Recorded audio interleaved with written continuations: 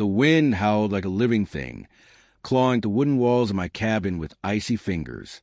Snow fell in thick sheets, burying the forest in silence, so complete it felt almost sacred.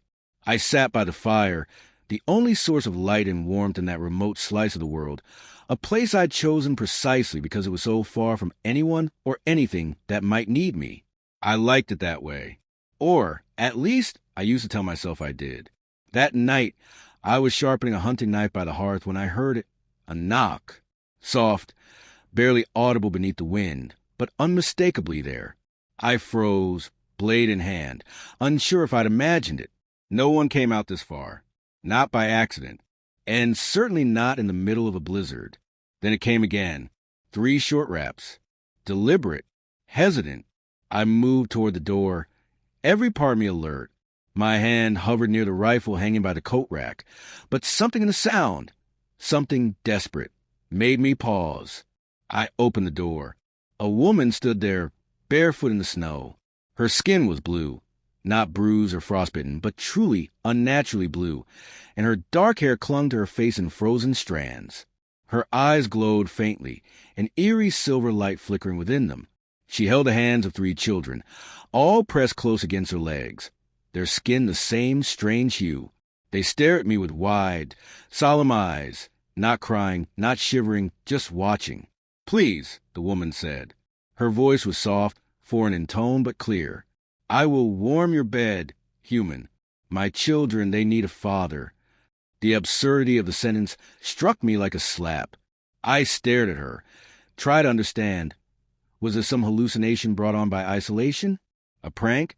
But the snow gathered on their shoulders, the wind cut through their thin clothes, and the youngest child clung to her with a quiet desperation that was unmistakably real. I stepped aside. "Get in. Quickly." They moved wordlessly, feet sinking into the thick rug as they entered. The woman moved with strange grace, despite the cold in her soaked clothing. I shut the door behind them and turned the bolt, trying to ignore the way my pulse thundered. I fetched blankets, towels, anything warm. The woman nodded in thanks, but didn't speak again for several minutes. The children huddled by the fire, their eyes darting from the flames to me and back again. I offered them hot water from the kettle, but they didn't drink until she gave them a silent nod. "What are you?" I asked finally. She looked at me, and for a moment her expression seemed almost offended. Then she glanced at her children. "A widow," she said. "A mother. A refugee." I waited. Silence stretched between us. We came through a breach, a hole between places. My mate died shortly after. The cold is killing us. I stared at her, not comprehending. "You're not from here." "No," she tilted her head. "Not your world." I should have been afraid. I should have run her out, reported her, done something logical. Instead, I found myself watching the way she shielded her children with her body, the way they leaned into her instinctively. Whatever she was a mother in pain. That was enough. She spoke again, her voice quieter now. "We do not survive the cold without bonding. We are warm-blooded, but not like you. We require proximity, shared warmth, shared life. My kind bond in pairs. When one is lost, the other weakens. You're saying you'll die without someone to share heat with?" "Yes, but not just heat. Connection." Her voice caught. "The children are still strong, but they will fade if I do." I knelt by the fire, studying her. "What does warm your bed mean?" She met my eyes without flinching. What I said, I asked nothing more than closeness. Nothing you do not wish. But your presence could keep us alive. The flames crackled, casting flickering shadows on her face. I looked at the children, curled up like animals too tired to move. Something old and hollow inside me shifted. "My name's Nathan," I said. Her lips twitched, a near smile. "Too many syllables. I will call you Neth." I nodded. "And you?" Her name was not one I could pronounce. She gave me something close. "Sura." It sounded like snow sliding from a rooftop. I gave her my spare clothes, too big for a slight frame, but warmer than what she wore. I made soup, and though they ate awkwardly, it was clear they were starving. The children didn't speak, but they clung to each other like vines, their movements precise and eerily synchronized. Later, I made beds by the fire with all the blankets I had. Sura watched me, then said, "You are kind." I shook my head. "I'm alone. That's not the same." Before I could step away, she placed a hand on my chest. It radiated heat, too much, like touching a stone warmed by the sun all day. But it wasn't painful. It was comforting. "You are not," she said, and returned to the fire. That night, I couldn't sleep. Not because of fear, but because the air felt different now. Warmer, yes, but also charged. Like I'd invited in more than just strangers. Like something had shifted in the world itself. Outside, the storm raged on. But in that little cabin, for the first time in years, I wasn't entirely alone. In the days that followed, the storm didn't let up, and neither did the presence of my unexpected guests. Snow piled high against the cabin walls, cocooning us from the outside world. What had once felt like isolation now felt like suspension, a moment carved out of time, untouched by logic or consequence. Sura adapted quickly to the rhythms of the cabin, though her movements remained slightly too fluid, too precise to be mistaken for human. She never stumbled, never hesitated, never looked cold even in the frigid mornings when I layered myself in woolen boots. Instead, she seemed to carry a natural heat that clung to the air like invisible fire. The children mirrored her in this, small vessels of quiet warmth and alien stillness.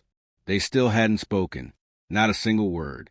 Their communication seemed to happen in glances, in subtle shifts of expression, in the softest of touches. When one child moved, the others followed, as if connected by invisible threads. I began to call them by simple names. Ash, the eldest boy with a scar on his jaw. Lynn, the girl who never blinked. And Keo, the youngest, who stared at everything like he was seeing it for the first time. They responded to names, not with words, but with acknowledgement, a tilt of the head, a softened gaze. Sura said nothing to correct me. We fell into a strange routine. I chopped wood. She tended the fire. I cooked clumsily. She watched, bemused. When I offered her my tools or showed her how the stove worked, she listened with the attentiveness of a student, but rarely touched anything unless necessary. Her hands, I realized, were more accustomed to healing than building. One evening, as the wind wailed against the shutters, I caught her tracing a pattern in the frost on the window. Circles within circles, interlinked in a way that stirred something in my memory. She noticed me watching. "It is a memory glyph," she said softly. "For home." "Where's home?" She didn't answer right away. Her eyes, reflective like pools of mercury, fixed on the glass.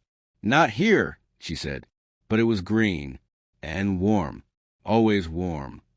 I sat down beside her, a mug of tea in my hands, unsure what to say. "Were you running from something?" "Always," she said. Then, after a pause, "We fought to leave. My mate died to make that possible. His body is not buried. It evaporated. That is our way when we burn too brightly." I didn't press her. Some wounds don't mend with words. That night, she didn't wait for me to offer. She lay on the fur blankets near the fire and patted the space beside her. I hesitated, every instinct flaring with warning. But her eyes, calm, luminous, held no desire, only need. Not carnal, not romantic. Existential. I lay beside her, fully clothed, tense as a coiled spring. But her body, when it touched mine, was like fire wrapped in silk. The heat she emitted seeped into my bones, pushed out the cold in a way no blanket ever had. I didn't realize how deeply I had been freezing, all those years alone. We didn't speak. We didn't need to. By morning, I felt change in some subtle, inexpressible way. My thoughts moved more clearly. My muscles ached less. When I looked at her, she looked brighter. "You give back," she said as I stirred the embers into life. "More than I thought. Your pain is sharp, but it warms." Not sure that's a compliment. It is. The children began mimicking me during the day, awkwardly trying to hold tools, copying the way I stirred food, even pretending to sip from empty cups. Lynn once touched my beard with a look of deep confusion, then walked away without explanation. Keo climbed onto my shoulders without warning and clung there like he belonged. I didn't stop him. Sura watched all this with the expression of someone afraid to hope. One evening, after I'd taught Ash how to split firewood, she approached me as I wiped sweat from my brow. "They are learning from you," she said. "I notice. They think of you as Esire. It means guardian, or maybe not quite father, but close, one who carries." I leaned against the wall, unsure how to respond.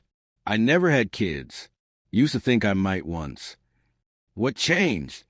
"War. Loss. Same as you." She didn't pry. That I respected. Over time, my cabin changed. Not physically. It was still the same cramped wooden structure with drafty corners and smoke-blackened ceilings, but soul shifted. The silence that once oppressed now hummed with unspoken presence. Where once there had been only my breath and the crackling of logs, now there were the soft steps of children, the murmur of a voice not quite human, the weight of eyes that watched me with quiet trust. I began to dream again. Vivid, unsettling dreams. Of Sura's world.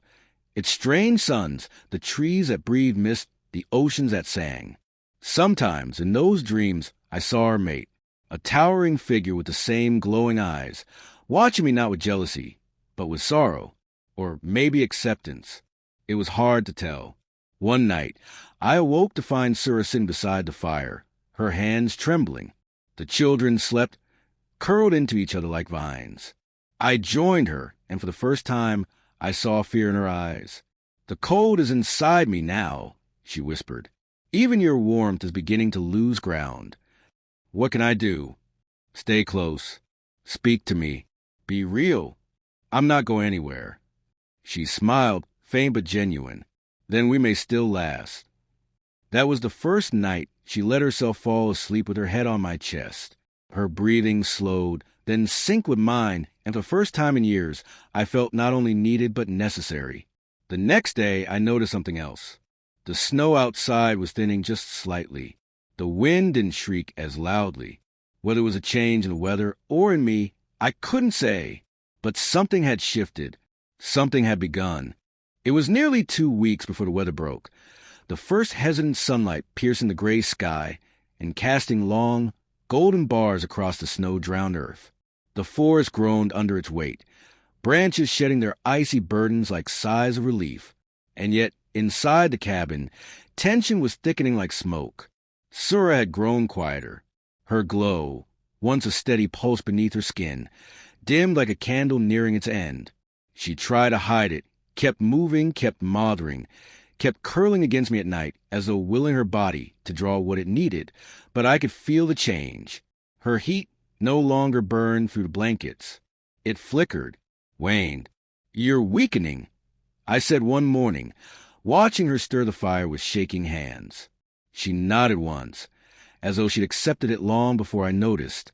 "This place, it heals slowly, but not fast enough. What happens if I fade, they follow?" Her voice was even. No panic, no plea, just truth. I looked at the children then. Ash had taken to drawing with charcoal on the cabin walls.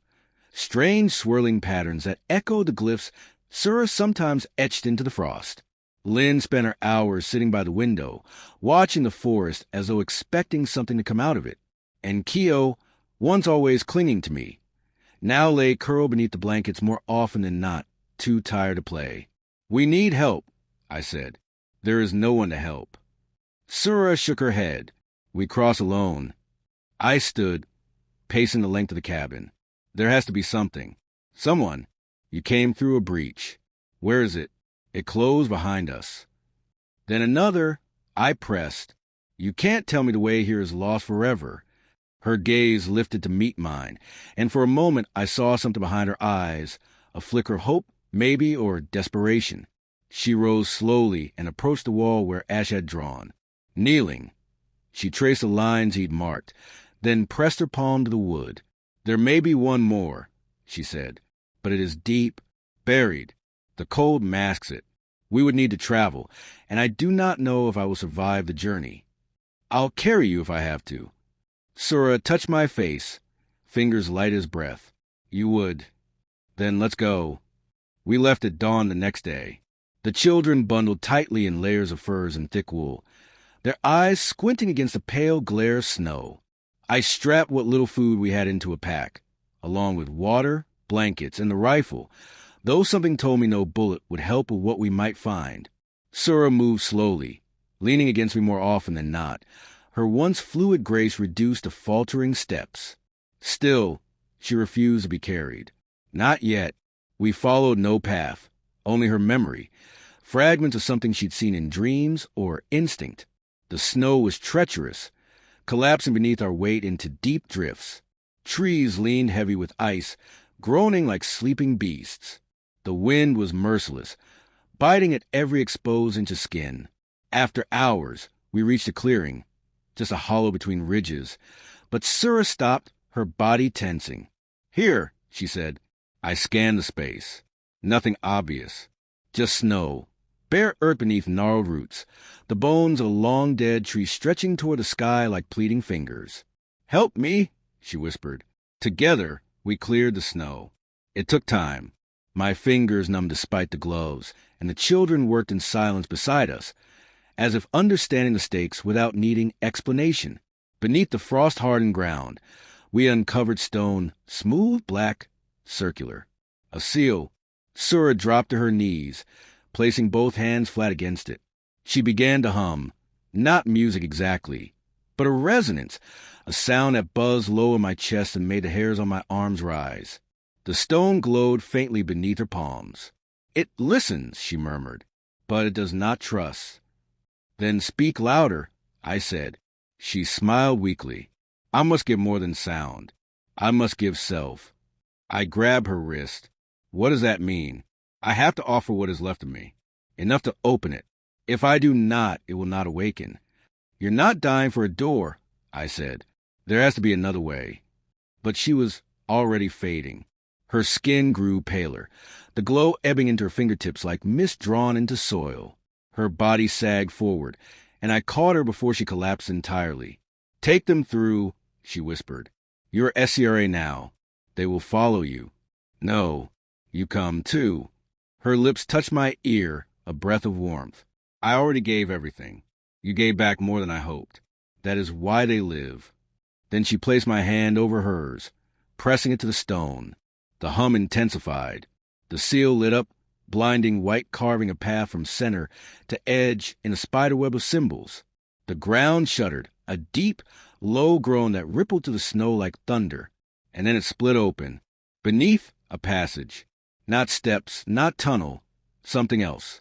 A corridor of air and light, and color too strange to name. I turned to the children. Ash stared at the doorway, then at me, his eyes brimmed with tears. But he said nothing. She's not coming, is she? I asked quietly. Ash shook his head. I gathered them close. Lynn buried her face into my coat. Keo clutched my hand like a lifeline. One by one, we stepped into the breach. Behind us, the stone closed. There was no sound, no motion, just warmth, and the sensation of falling toward something new. There was no landing, no impact, only stillness, as though the universe held its breath around us. One moment, I stood with the children beneath the trees of a world that no longer wanted us. The next, we were elsewhere. Light shimmered around us, not from a source, but from the air itself. Everything pulsed with an almost imperceptible rhythm, like the heartbeat of a sleeping god. Colors I know how to name shifted in and out of existence, washing the air with warm tones, soft and unreal. The ground beneath us felt solid, but not hard, like stone that had learned how to be gentle. Ash stepped forward first, eyes wide. Lynn followed, her hands hovering near her sides like she was afraid to touch anything. Keo tugged on my sleeve but said nothing, his expression unreadable. There was no sky, only an endless dome of swirling light. No wind, yet the air moved. The silence wasn't silent. It was filled with layered whispers, as if the very place murmured to itself in a language just beyond human understanding. I thought we might be alone, but we weren't.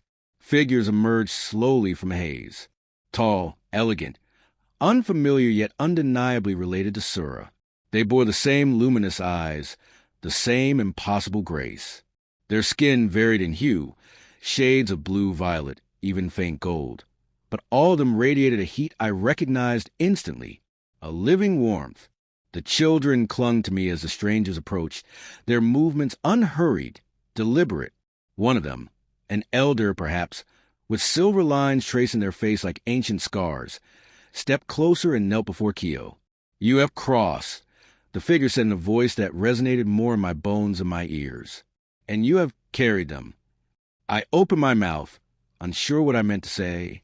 But Kyo spoke first, his voice small, unsure but clear. One word. "Sura." The figures fell silent.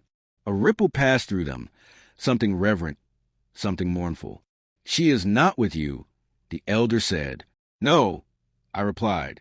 "She gave everything to open a way. Then we owe her more than we can repay." They gestured, and the air shifted. A structure took form, not built, not grown, but willed into being. Smooth curves, translucent walls, a place that looked less like a home and more like a memory made solid. "You are SCRA," the elder continued. "They are yours now." I shook my head. I didn't ask for this. "But you accepted it." That stopped me. I looked at the children. Ash, standing taller now, jaw set like a soldier. Lynn, her hand finally reaching for mine. And Kyo, no longer trembling. "Yes," I said. "I did." They led us inside. The space was warm, pulsing with a gentle glow. No sharp angles, no cold edges. The children moved through it as if guided by instinct, drawn to shapes and corners I couldn't explain. They brought me to a central chamber, and for the first time I saw a reflection in myself suspended in a shimmering surface like liquid glass. I looked older than I remembered, wearier, but something in my eyes had changed. "You will not return to your world," the elder said. "That path is closed." I figured. "You grieve." "Of course." "Then grieve with us. And live." They left me there, alone in the quiet hum of a place that wasn't Earth, but wasn't hostile either. I sat, closed my eyes, and tried to feel Sura's warmth one more time. It was there, faint but real. Not gone. Changed. In the days that followed, I learned the rhythm of this new world. The children began to speak more, first in their own language, then slowly in mine.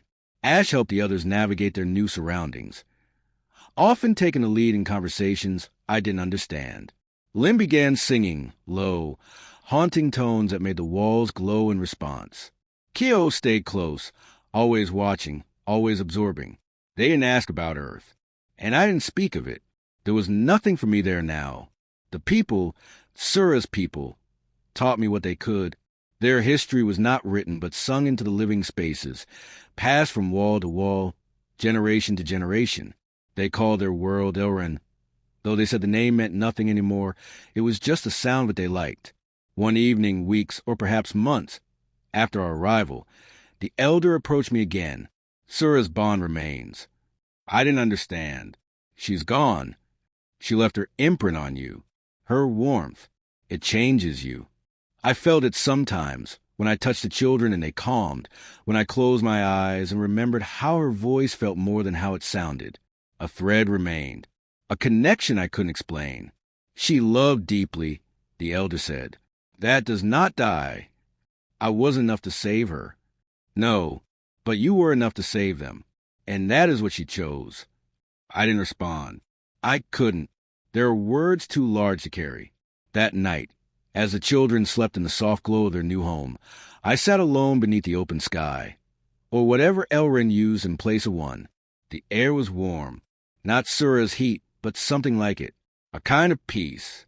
I thought about the cabin, the snow, the knife in my hand that night she knocked, the sound of her voice offering warmth, asking not for love, but for life. And I realized I had answered, not because I was brave, not because I wanted redemption, but because something inside me had refused to let her freeze on my doorstep. Something human, something ancient. She called me SCRA. And now I understood why. I would carry them forward. That was a promise. That was the bond.